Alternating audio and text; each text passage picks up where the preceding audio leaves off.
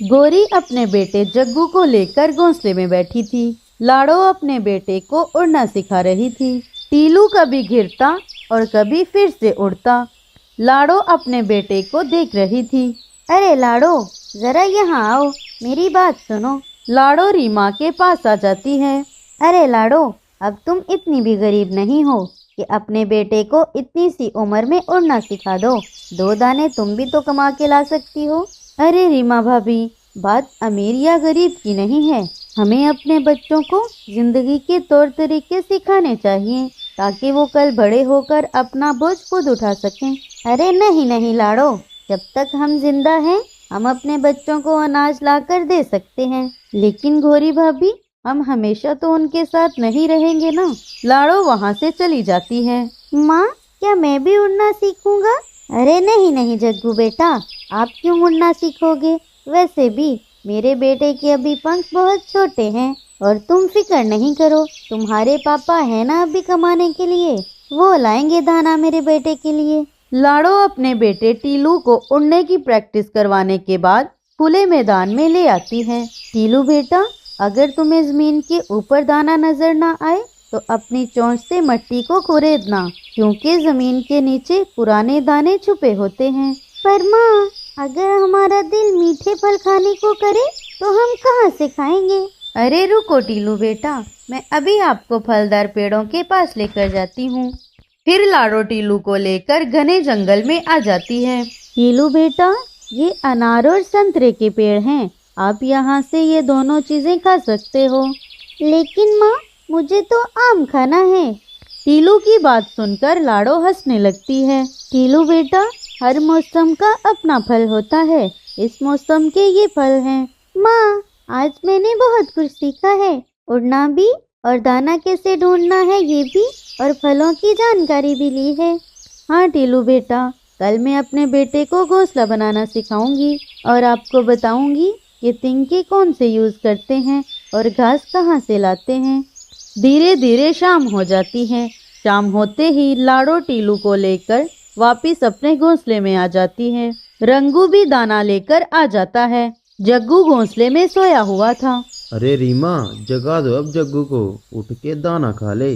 अरे रंगू जी, सोने दो मेरे बेटे को, अभी अभी तो सोया है, जब बड़ा हो जाएगा तो कौन सोने देगा इसे। अरे रीमा, इसकी उम्र के सारे बच्चों ने उड़ना भी सीख लिया है। आज लाड़ो ने भी अपने बेटे को उड़ना सिखा दिया है।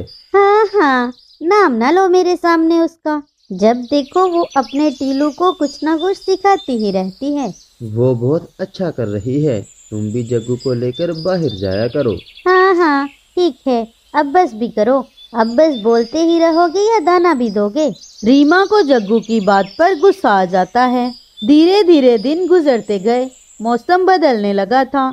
अब जंगल में बर्फबारी शुरू हो गई थी। लाड़ो ने अपना घोंसला बहुत ही मजबूत और कपास से गर्म बना लिया था। रंगू अकेला काम करने वाला था। वो दाना लाता या घोंसले को बनाता, इसलिए रंगू का घोंसला पक्का नहीं बना था। रीमा और जग्गू ठंड में ठुठर रहे थे। जग्गू तो अब अपनी माँ जितना बड़ा लगने लगा था। एक दिन एक बूढ़ा तोता रीमा के घोंसले के पास आता है। अरे बेटा, मैं बहुत बूढ़ा हूँ, जरा अपने बेटे से कहो कि मुझे कबूतर की दुकान से दाल तो ला दे। अरे नहीं नहीं, मेरे बेटे ने तो अभी उड़ना ही नहीं सीखा। रीमा की बात सुनकर बूढ़ा तोता बहुत हैरान होता है। क्या अभी तुमने इसको उड़ना नहीं सिखाया? अरे मेरी बेटी, इसको उड़ना सिखाओ। ये ना हो कि इसके दिल में उड़ने का डर बैठ जाए। अगर कल को तुम्हें कुछ हो जाए तो ये बच्चा ना उड़ने की वजह से घोंसले में ही भूखा बैठा रहे। अरे अरे, आप बूढ़े हो इसलिए मैं आपका लिहाज कर रही हूँ, आप तो मुझे मारने ही आ गए। मेरा पति है ना दाना लाने के लिए, वो लेकर आएगा दाना मेरे बेटे के लिए। वैसे भी मेरे बेटे को अभी उड़ने की कोई जरूरत नहीं। चलो चलो जाओ यहाँ से, बड़े आए दाल ला दो। बूढ़ा तोता वहाँ से चला जाता है।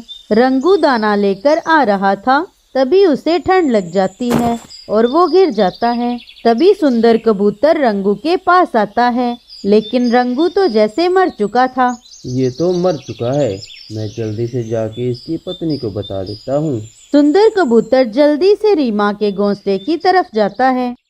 रीमा बहन, तुम्हारा पति मर गया है। मैंने उसको देखा है कि वो बर्फ के नीचे दबा हुआ था। अरे नहीं नहीं कबूतर भैया, ये नहीं हो सकता। मेरा पति तो अभी अभी घर से गया है। अगर आपको नहीं विश्वास तो आप जाकर देख सकते हो।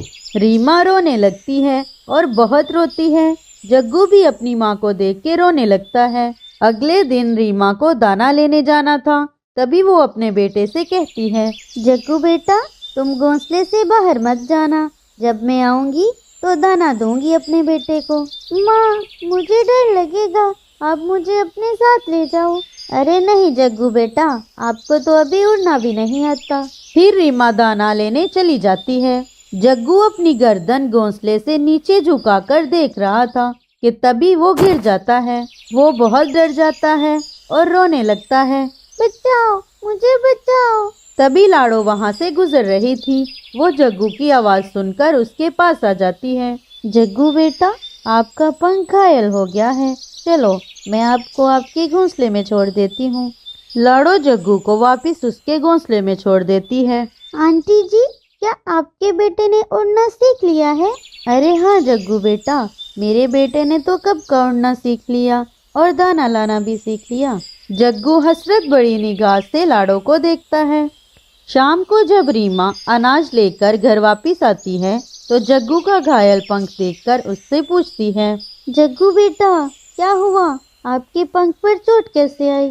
माँ, घोंसले से नीचे गिर गया था। माँ, आपने मुझे उड़ना क्यों नहीं सिखाया?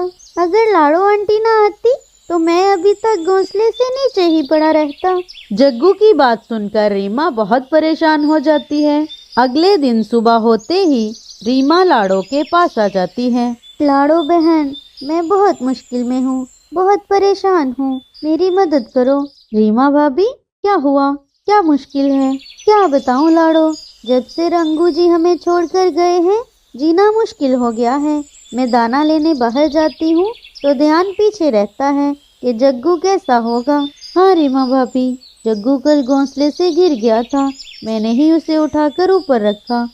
हाँ हाँ लाड़ो, मुझे जग्गू ने सब बताया। अगर तुम कल वहाँ नहीं होती तो मेरे बेटे के साथ न जाने क्या हो जाता। लाड़ो बहन, मेरी मदद करो, मेरे बेटे को उड़ना सिखा दो, मेरी मदद करो। अब मैं अकेले ये सब नहीं कर सकती। अरे रीमा भाभी, हर काम समय पर ही अच्छा लगता है। वो अब बड़ा हो गया है, ये डर उसके दिल में बैठ गया होगा। अब उसके लिए उड़ना बहुत मुश्किल होगा, लेकिन आप फिक्र मत करें, मेरा बेटा नाश्ता लेने गया है। जैसे ही वो आता है मैं उसे साथ लेकर आपके घर आती हूँ। रीमा वहाँ से चली जाती है। थोड़ी ही देर में टीलू भी दाना लेकर आ जाता है। लाड़ो टीलू को साथ लेकर रीमा के घर की तरफ निकल पड़ती है। जग्गू बेटा, चलो अपनी मम्मा के ऊपर बैठ जाओ, आज हम उड़ना सीखेंगे। नहीं नहीं माँ, मैं गिर जाऊंगा, मुझे उड़ने से बहुत डर लगता है। अरे जग्गू बेटा, तुम्हें कुछ नहीं होगा। टीलू तुमसे कितना छोटा है, फिर भी वो कितनी तेज तेज उड़ता है। रीमा जग्गू को उठा लेती है और वो सब ऊंचे पेड़ की तरफ चले जाते हैं। जग्गू बेटा, चलो शाबाश, छलांग लगाओ, आप कूद जाओ, कुछ भी नहीं होगा। नहीं नहीं माँ, मैं नहीं छलांग लगाऊंगा, मेरी टांग टूट जाएगी। दोस्त, आपको कुछ नहीं होगा, आप हिम्मत करो और कोशिश करो, मैं आपको उड़कर दिखाता हूँ। टीलू जग्गू के आसपास उड़ने लगता है। रीमा भाभी, आप जाइए, अपना और मेरा शाम का दाना लेकर आइए, तब तक हम जग्गू को उड़ना सिखाते हैं। रीमा वहाँ से चली जाती है। लाड़ो जग्गू को उड़ना सिखाती है। टीलू जग्गू के साथ साथ उड़ रहा था। जग्गू गिरता है और फिर से उड़ता है। टीलू उसे हौसला देता रहता है। धीरे धीरे जग्गू के दिल से उड़ने का डर निकल जाता है और वो बेखौफ होकर उड़ने लगता है। फिर जग्गू उड़ते ही जाता है और आगे निकल जाता है। लाड़ो चिड़िया जग्गू का हौसला बढ़ाने के लिए क्लैपिंग करती है। टीलू जग्गू को दूर तक ले जाता है।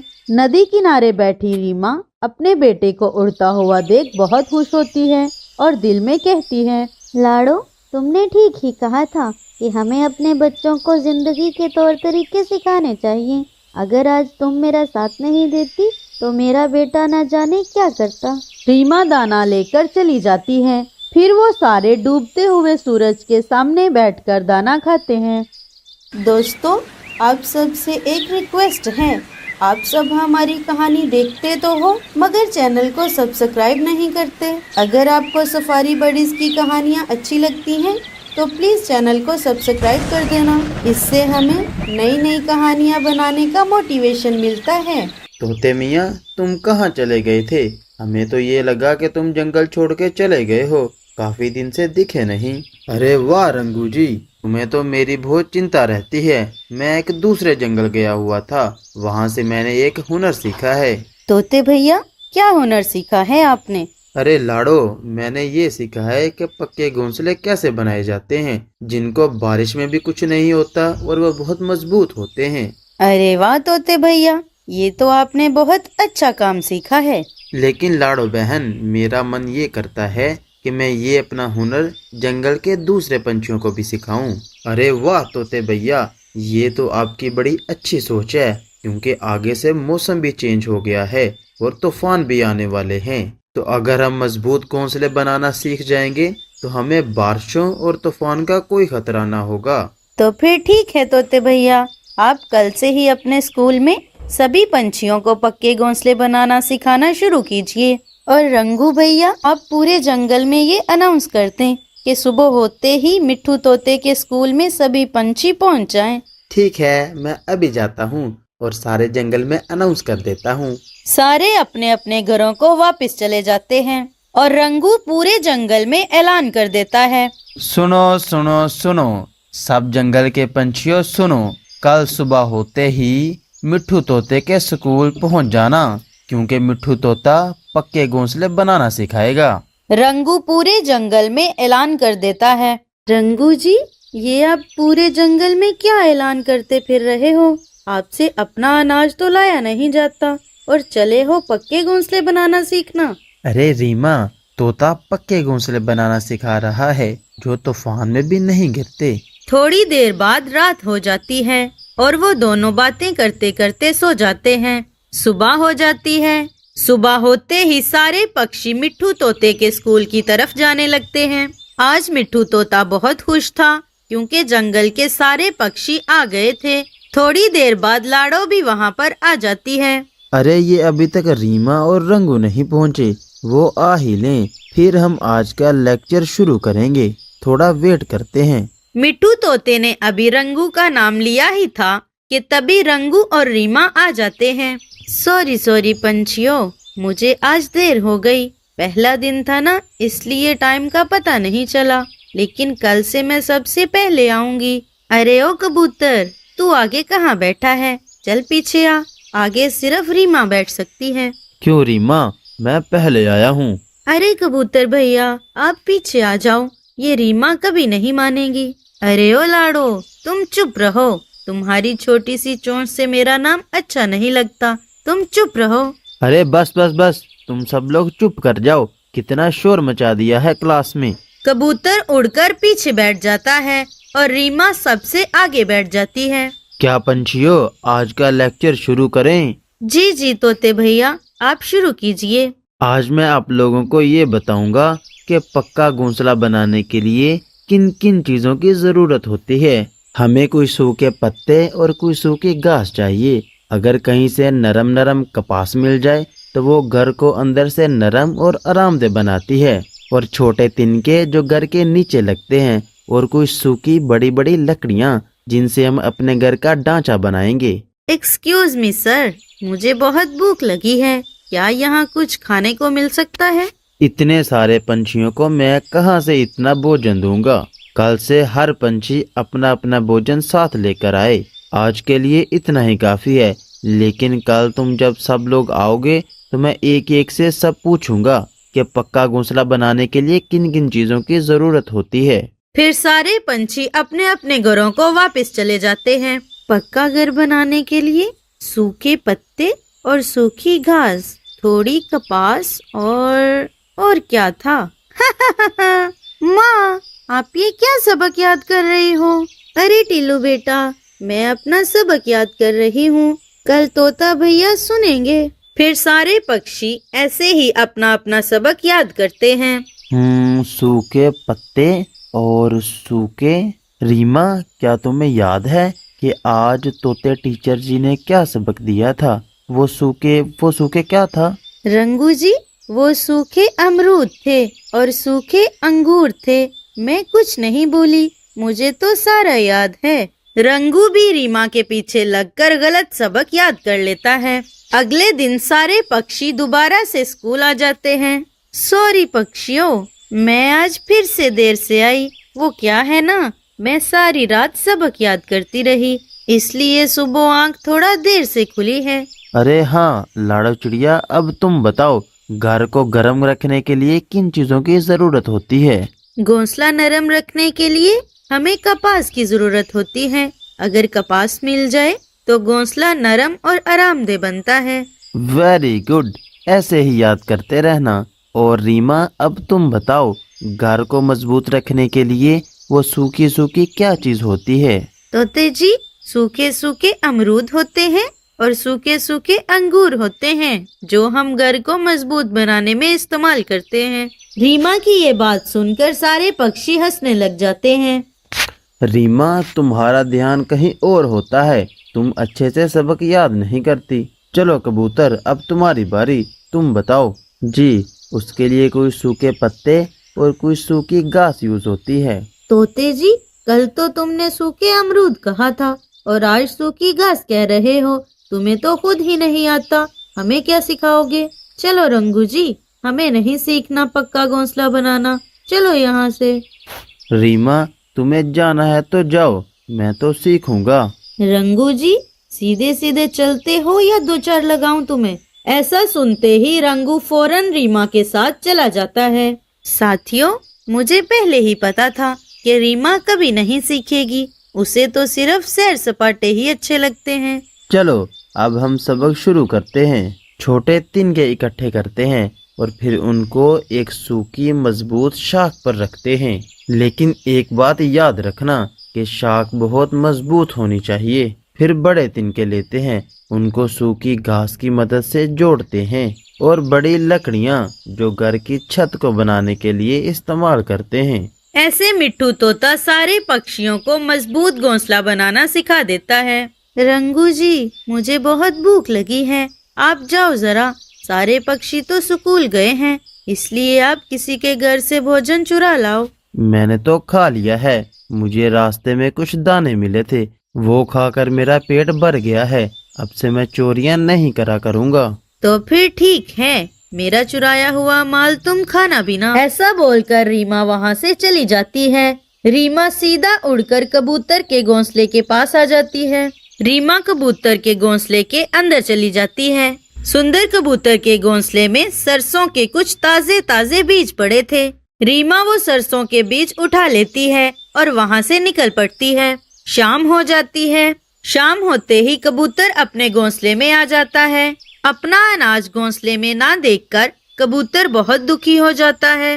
अरे, मैं कितनी मुश्किल से ढूंढ के लाया था सरसों के बीज, लेकिन ये फिर रंगू और रीमा ने चुरा लिए हैं। अगले दिन सारे जंगल के पंछी एक जगह इकट्ठे हो जाते हैं। आज हम पक्का घोंसला बनाएंगे। आसमान में बादल आ रहे हैं, कहीं बारिश ही ना आ जाए, इसलिए आज हम पक्का घोंसला बनाएंगे। ठीक है तोते भैया, आज हम अपने पक्के घोंसले बनाते हैं और फिर आज रात को सारे मिलकर मेरे घर में खिचड़ी खाएंगे, क्योंकि मैंने सोचा है आज मैं खिचड़ी बनाऊंगी।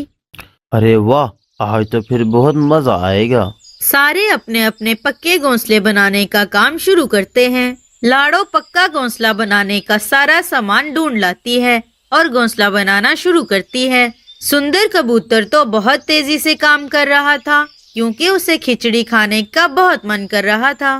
धीरे धीरे शाम हो जाती है। शाम होने तक सारे पक्षी अपने अपने पक्के घोंसले बना लेते हैं। अरे ओ रीमा, ना तो तुमने खुद सीखा और ना ही मुझे सीखने दिया। तुमने मेरी एक नहीं मानी। अब सब पंछियों ने घोंसला बनाना सीख लिया है और उन्होंने अपने घर भी बना लिए हैं। और यहाँ देखो, हमारा कोई घर ही नहीं है। अरे रंगू जी, बनाने दो इन सबको घर, अभी कौन सा तूफान आ रहा है। ऐसा कहते ही जैसे ही रीमा का ध्यान आसमान की तरफ जाता है, उसकी तो जैसे चीख निकल जाती है। रंगू जी, वो देखो, अपने पीछे देखो, वो क्या है? अरे वो देखो, काले बादल आ रहे हैं। अब तो तूफान आएगा। अब तो हमें मरना ही पड़ेगा। दोनों डरकर अपने घोंसले में छुपकर बैठ जाते हैं। इधर सारे पक्षी लाड़ो चिड़िया के घर आ जाते हैं। अरे लाड़ो बहन, ये तो अच्छा हुआ कि हमने अपने घोंसले पक्के टाइम पे बना लिए। अगर हम जल्दी घोंसले ना बनाते तो न जाने क्या हो जाता। वो देखो, तूफान आ रहा है। लाड़ो बहन, क्या खिचड़ी बन गई है? अरे हाँ कबूतर भैया, वो देखिए, खिचड़ी की खुशबू पूरे घर में फैल रही थी। सारे पक्षी बहुत खुश थे। तभी आसमान में घने काले बादल छा जाते हैं। थोड़ी ही देर में तेज बारिश शुरू हो जाती है। रंगू जी, बारिश में मरने से तो अच्छा है हम लाड़ो की मिन्नत कर लें। अगर मुझे पता होता कि तूफान आने वाला है, मैं भी अपना घर पक्का बना लेती। तुम मेरी सुनती ही कहाँ हो? प्लीज रंगू जी, अब चलो। पंछी तुम्हारी बहुत इज्जत करते हैं, इसलिए वो तुम्हें अपने घर में आने देंगे। मुझे तो वो देखना भी नहीं चाहते। रंगू और रीमा लाड़ो चिड़िया के घर की तरफ चले जाते हैं। अरे पंछियों, क्या तुम अपनी बहन को ऐसे ही मरने दोगे? हम बहुत शर्मिंदा हैं। फिर वो दोनों सारे पंछियों से माफी मांगते हैं और वादा करते हैं कि वो अपना काम समय पर करेंगे। लाड़ो चिड़िया दरवाजा खोल देती है, रंगू और रीमा को अपने घर में ले आती है। लाड़ो उन दोनों को गरम गरम खिचड़ी देती है। रीमा भाभी, अब आपने वादा किया है कि अपना काम समय पर करोगी। अरे हाँ लाड़ो, मैंने वादा किया है, पक्का वाला वादा। इस कहानी से हमें ये सीख मिलती है कि अपना काम समय पर करना चाहिए। अगर समय पर ना करो तो बाद में पछताना पड़ता है, क्योंकि गुजरा हुआ वक्त कभी वापस नहीं आता। दोस्तों, आप सब से एक रिक्वेस्ट है, आप सब हमारी कहानी देखते तो हो मगर चैनल को सब्सक्राइब नहीं करते। अगर आपको सफारी बर्डीज की कहानियाँ अच्छी लगती हैं तो प्लीज़ चैनल को सब्सक्राइब कर देना। इससे हमें नई नई कहानियाँ बनाने का मोटिवेशन मिलता है।